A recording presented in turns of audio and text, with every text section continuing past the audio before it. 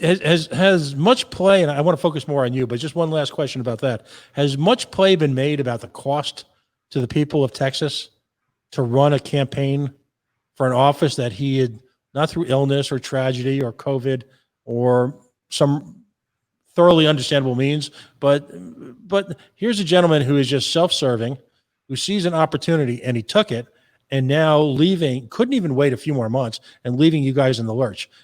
Any reflection on the cost of that? Well, when you first said cost, particularly to libertarians, when we hear the term cost of election, it really impacts us in Texas, because the last legislative session, the legislature decided to impose a punitive tax on libertarian candidates. So there's this misunderstanding in the state of Texas. Hey, libertarians get to run on the ballot without having to spend any money, and Republicans and Democrats, they have to spend. What they spend is a filing fee that is used to cover the cost of their own nomination. So the Republicans and Democrats have a primary.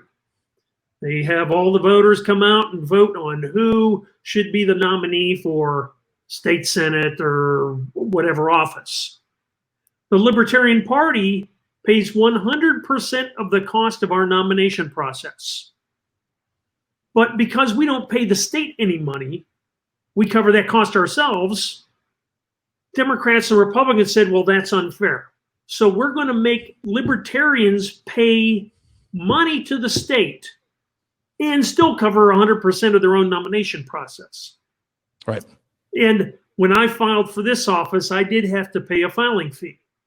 So when we think about the cost of elections in Texas, yes, there's cost when you have special elections, when you have runoff elections. I am a strong supporter of approval voting, which I think would handle a lot of that. But there's these other costs that only impact libertarian candidates. And that's just bogus. There's, I believe, a lawsuit that I hope at some point gets heard, and I hope we win.